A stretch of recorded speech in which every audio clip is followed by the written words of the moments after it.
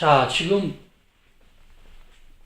예수님 이후에 교회, 모든 교회사, 그동안의 모든 교회, 모든 성도, 구원자들이 총 몇 명이나 됐겠습니까? 지금 2000년 잡고요. 2000년 잡고 이 조건이라고 하면은 예수님 재림 때 휴거하는 그 인원수가 몇 명 될 것 같아요? 이 인원수를 셀 수가 있나요? 뭐 과학적으로 이렇게 계산하고 확률적으로 계산하면 수는 나올 수 있지만 뭐 아무리 못 잡아도 200억 명은 되지 않을까요? 200억 명만 되겠습니까? 많은. 자, 지금 이러면은 예수님께서 재림에 맞춰서 만들어지는 천년왕국은 이때는 새하늘과 새 땅이 아닙니다. 새하늘과 새 땅은 여기에 있어요. 이때까지 천년왕국은 이 똑같은 지구상에서 똑같이 이루어지는 거예요. 최종적으로 이 지구라는 땅 안에서 이루어지는 지상천국입니다. 예수님께서 왕으로 다스리는 지상천국이기 때문에 땅의 범위는 바뀌질 않아요. 새하늘과 새 땅은 그 뒤에 이것도 완전히 없어진 이제 영의 나라가 시작되면 새하늘과 새 땅은 이 대심판 뒤에 나오는 거고, 따라서 이 땅은 지구가 똑같은데 지금 왕노릇 하는 자들만 200억 명 최하, 어쩌면 500억 명이 될 수도 있어요. 왕노릇 하는 자들만. 아무리 좋게 생각을 하고 뭐 그 안에서 뒤에 천년 들어가서 이게 변화체에 대해서 영의 다스림이냐 그런 여러 가지 문제가 있지만 여하튼 영이 됐든 육이 됐든 왕노릇 한다는 조건이 지상에서의 이 지구상에서 이 상황이 바뀌지 않아요. 지구가 커지는 것도 아니고 사람이 조그매지는 것도 아니고 동일한 조건에서 지금 왕노릇을 하는 것인데 영은 더 임하죠. 200억 명 이상의 왕노릇을 할 수가 없다라는 거예요. 너무 많다라는 겁니다. 즉 천년왕국에서 왕노릇하는 인원수가 역사적 전천년설 교회사 동안의 모든 구원자가 깨어나서 천년왕국 때는 왕노릇 하기에는 인원수가 정말 많아진다는 거예요.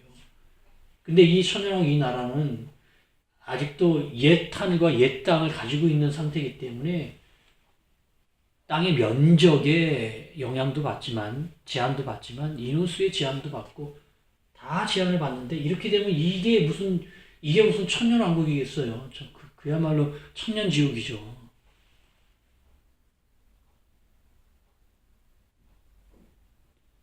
인원수 문제가 분명히 나타난다는 겁니다. 또 하나는요,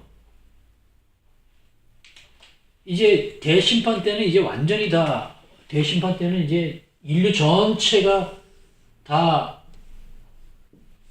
첫째 부활을 해서 예수님의 그 신보자의 심판을 받는데,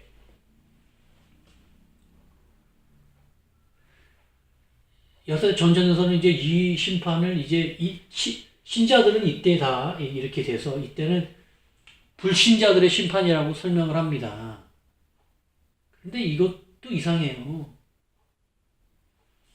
구약 시대 때에 구원자도 있지 않습니까? 구약 시대 때 신자 불신자가 다 부활해서 이때 대심판 때 역시 불신자 심판만 있는 게 아니에요.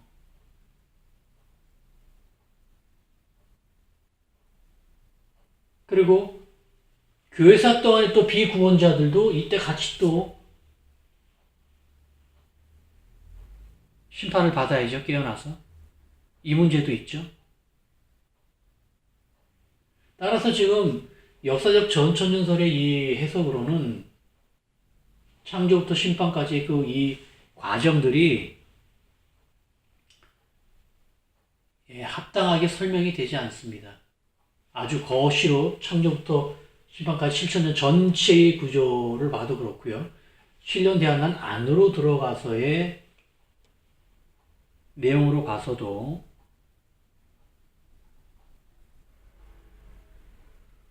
약간 그 후천연설하고 무천연설보다는 이제 세미하게 들어서 이템이라는 부분이 있지만 여전히 미흡한 부분들이 계속 있습니다. 이 부분 때문에 사실 다른 해석들이 나오는 것이죠.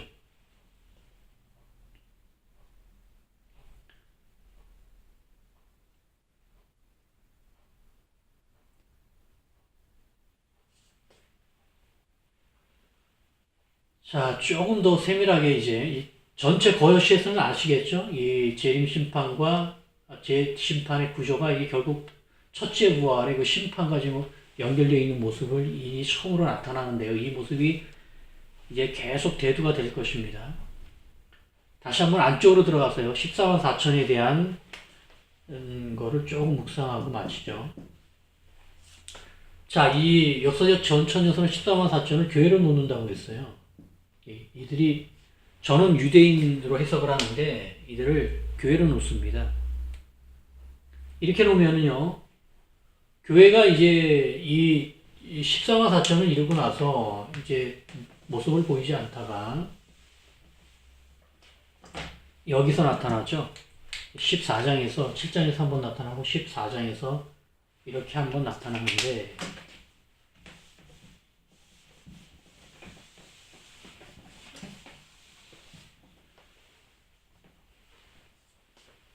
두 번 나타나는데요. 근데 14만 4천을 교회라고 놓으면은 이후에 교회의 그 향방은 그 12장에서 나타납니다.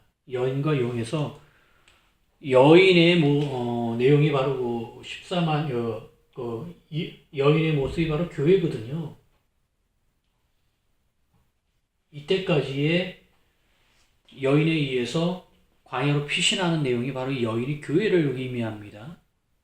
근데 이 여인이 1260일 동안 광야에 예비추에 피해 있다고 지금 그 말씀을 합니다. 그런데 앞서 말씀드렸듯이 1260일 뒤에 만나는 사건은 뭐냐면 추수예요. 즉 두 얘기가 틀리죠? 두 여인을 교회로 봤을 때의 그 끝과 14만 4천을 교회로 봤을 때의 그 끝이 내용이 달라요. 14만 4천을 교회로 끝을 보면은 추수 전에 이미 다 승천해서 시온산 찬양을 하고 있는데 여인을 교회로 보면은 넘어서 14장 넘어서 끝에 있는 추수까지 가거든요. 이 끝이 좀 맞진 않습니다. 따라서 둘 중에 하나는 교회가 아닌 거예요. 당연히 이쪽이 교회가 아니고 이쪽이 유대인이 되면 완전히 맞죠. 14만 4천이 유대인이 되는 순간 양쪽이 다 완전히 성립이 되는 겁니다. 자, 어떻게 맞춰지는지, 내용이 맞춰지는지 이제 조금씩 윤곽을 잡으셔야 됩니다. 14만 4천을 교회로 놓으면은 시작이나 이런 부분에서는 이제 더 이상 설명이 없기 때문에 미루어 짐작해서 그럴 수 있다라고 볼 수 있어 가지만 끝은 이제 양쪽이 다 선명하게 드러내는데 그 끝이 만약에 맞게 해석이 됐다면 끝도 정확히 맞아야 되는 거죠. 그런데 끝이 안 맞아요. 즉 14만 4천이 교회가 아니었던 겁니다. 유대인으로 놓는 순간 그제서야 이 두 행방이 선명하게 드러나는 거예요. 합당하게 상식적으로 7장에서 14만 4천은 사도 요한이 기록한 그대로 정말 12지파 유대인이구나. 유대인 중에서 예수 믿는 자들이 7장에서 인침을 받으면서 구원되는구나. 그들이 그 다음에 행방 기록은 없지만 순교겠죠. 당연히 승천했기 때문에 순교하면서 여기서 순교가 완료된 거예요. 완료돼서 신사 찬양을 하고 그 뒤에 교회는 광야로 피한 상태에서 더 있다가 추수 때까지 있다가 추수되는 겁니다. 이야기에 충돌이 없죠.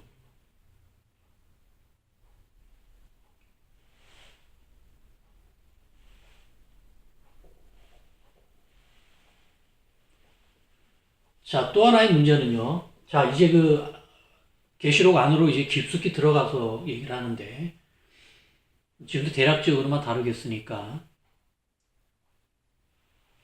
자, 이러고요. 이제 15장을 가보면은 14장까지 취소고요. 15장을 가면은요. 계시록 15장을 가면은 하늘 찬양이 나옵니다. 여기서 또 한 번의 찬양이 나와요. 자, 14장 초반에 나오고요. 15장이 전체로 그렇게 하늘 찬양으로 채워져 있습니다. 그런데요. 14장은 사도 요한의 기록은 이들은 분명히 14만 4천입니다. 그리고 15장에서 찬양하는 자들은 이들은요. 경배 666 거부자예요. 라고 분명히 말하고 있어요.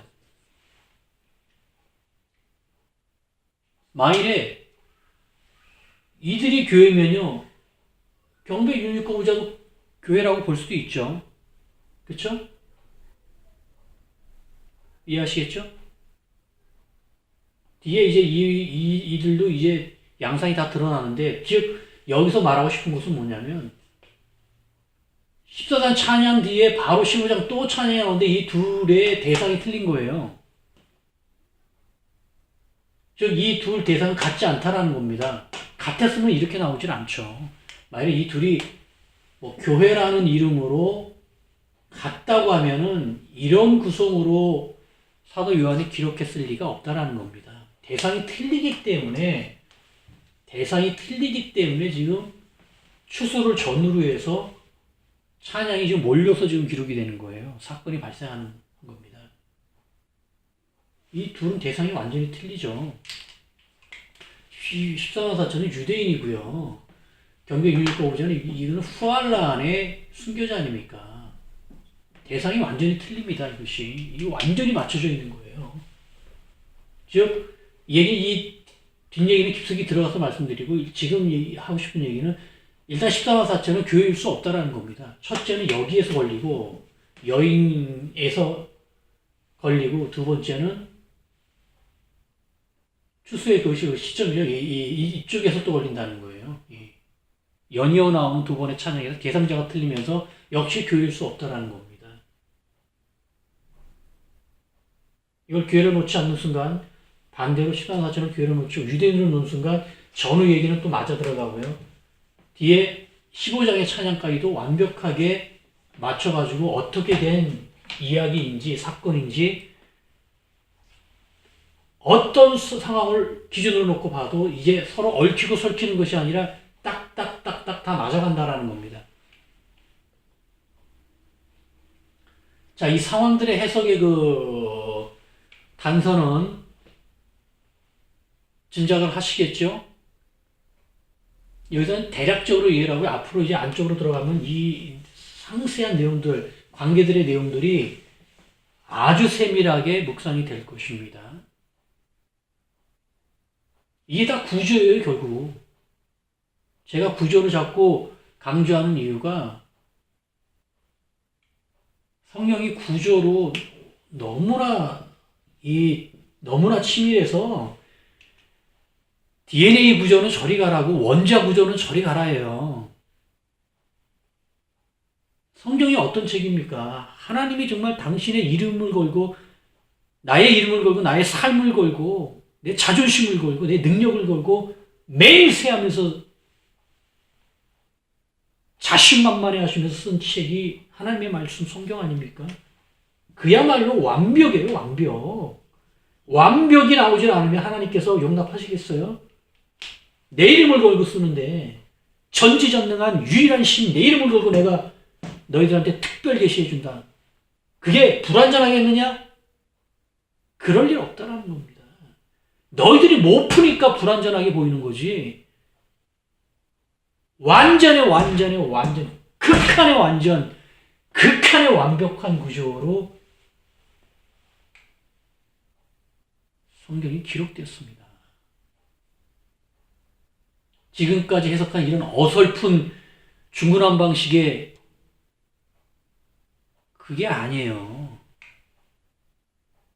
여러분은 그 모든 그 내용을 마지막 때에 저를 통해서 제가 뛰어나서도 아니고 너무 못나서 제가 지금 이렇게 말도 더듬거리면서 너무 못난 이 형편없는 사람을 사용해서 알려주시는 겁니다. 아주 냉철하게 분별하시고요. 누구 말이 맞는지 냉철하게 분별하시고요. 성경은 그런 책이에요. 그래, 특히 66권이 전부 그렇지만, 특히 요한계시록 풀 때는요, 이 점을 말씀드리고 전천전설을 마치죠. 역사적 전천전설의 의미를 마치겠습니다. 자, 구조였죠? 앞서 구조를 말씀드렸죠? 예. 요한계시록을 풀 때, 자, 요한계시록은 영적인 내용이 가장 많은 책입니다. 성경 66권 중에서 요한계시록만큼 영적인 환상이나 이상이 많은 책이 없어요. 그런데 거기에 속으면 안 돼요. 요한계시록이 영적 내용이 많은 건 사실입니다. 제일 많습니다. 성경 중에서 분량이. 하늘 보자가 하늘 내용이 아주 성경이 묘사를 안 하고 아끼거든요. 근데 요한계시록에 와서 대거 열어줍니다. 그런데 그 뜻은 뭐냐면 요한계시록이 지극히 영적인 책에서 열어준 게 아니에요. 요한계시록 해석은 앞서 후천년설, 무천년설에서 봤듯이요. 인류가 2000년 동안을 성경 전체를 풀고 또 요한계시록 풀면서 덤볐지만 결론이 다 후천년설이냐 무천년설이냐 전천년설이냐 이게 영적인 결론입니까 이게? 지극히 영적인 책의 해석의 결론인 최종 결론 가장 포괄적이면서 합당하고 그 결론의 얘기 결론적인 그 정리의 방식이 후천년설이냐 무천년설이냐 전천년설이냐 이게 영적인 내용이냐고요. 아니 왜 지극히 영적인 책을 푸는데 결론이 일정이 그 순서가 어떻게 되느냐가 결론인 거예요. 순서가 이렇게 되는 거냐? 이렇게 되는 거냐? 아니야 이렇게 되는 거야.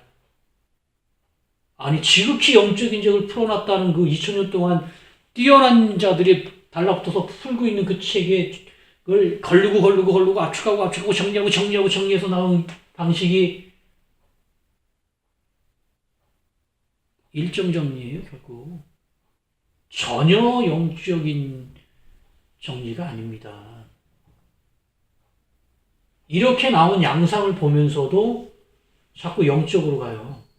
즉, 상징적 해석으로 갑니다. 그렇게 결론이 안 나왔는 걸 보면서도 또 상징적으로 가요.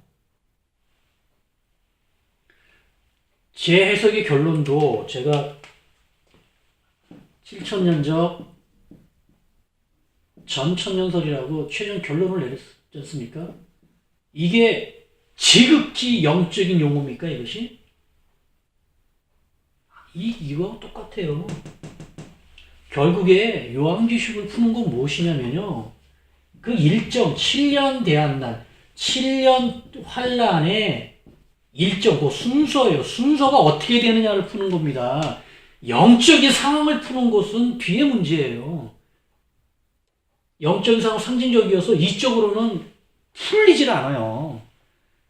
그래 결론도 이렇게 최종 결론의 형식도 다 일정이 어떻게 되느냐로 지금 나와버리는 거예요. 그래서 다 일정은 다 틀렸죠. 즉, 그 일정 순서는 이게 뭐예요, 결국? 이건 구조 아닙니까, 구조.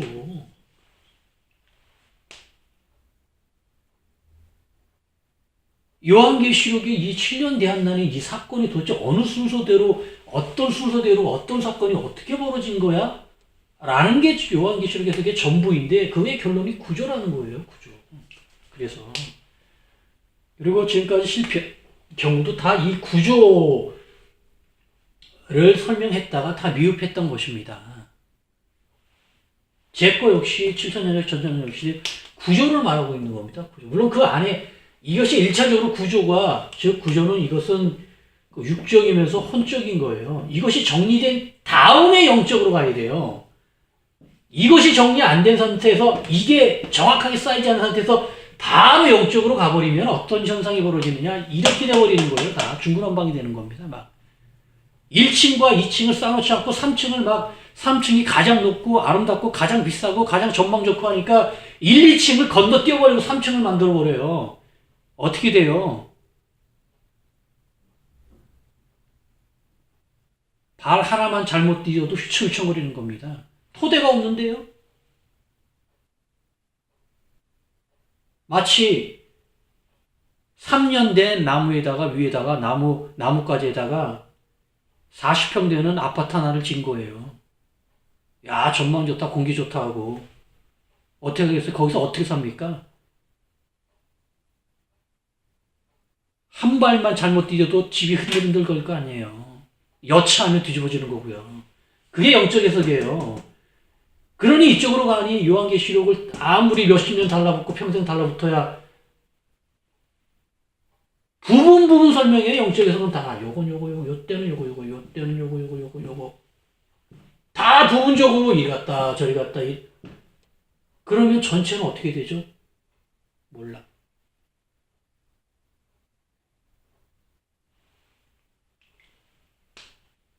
제가 이러한 영성가를 많이 만났습니다. 접해봤어요. 저도 이것을 분별하는데 시간이 꽤 걸렸는데요. 요한계시록이 영적인 상황들을 많이 제시할 수밖에 없습니다. 마지막 최종적인 책이기 때문에 또 이 칠레안 대환란의 이 상황이 뒤에 가서 말씀드리고, 왜 요한계시록에서 갑자기 그렇게 계시되지 않았던 하늘의 상황, 보좌의 상황이 대거 나타나는지 뒤에 말씀을 드리고요. 지금 이 전체 구조가 다 풀렸습니다. 그래서 그 내용을 숨기지 않고 차분하게 하나씩 알려드리고요. 기존에 나왔던 해석들하고 비교하시고요. 자, 지금 그 역사적 전천년설 안에 들어가서 문제점이 많지만 이것을 다 다룰 수 없고요. 중요한 몇 가지에서 전체 구조에서 또 칠년단 안에서의 또 중요한 몇 가지 구조가 이미 의문시되고 합당하지 않고 이해할 수 없는 그런 상황이라면 이건 안으로 들어가서 나머지 것은 세세한 부분은 보면 볼수록 문제만 야기됩니다. 100%입니다. 처음에 전체 구조인 그 줄기를 잘못 짜놓고 맞춰놓고 옷을 입혀놨는데 아름다운 사람의 모습이 나올 수가 없지요. 나무 줄기 자체를 지금 줄기 자체가 이렇게 돼 있는 나무 줄기를 그려놓고 여기다가 아무리 솜씨가 좋은 화가가 이 가지를 그리든 잎사귀를 그리든 뭘 그리든 아무리든 이게 아름다운 나무가 되겠느냐고요. 첫째, 줄기가 뼈대가 잘 서야 되는데 그 뼈대가 바로 7천년 역사입니다. 그래서 제가 7천년 역사를 먼저 발표한 이유가 그게 이후에 나올 모든 4가지, 10가지 그 묵상의 뼈대예요. 이 종말의 비밀 역시 7천년 그 안에 다 들어가 있습니다. 정확하게 그대로 맞물려 있는데 뼈대에서 지금 다 이상해져 버린 거 가지고 평생을 거쳐서 대를 이어서 옷을 입혀봐야 보는 사람이 절대 아름다움을 느끼는 그런 완성된 최종 결과물이 나오질 않아요. 지금까지 나오질 않았고요. 합당하게.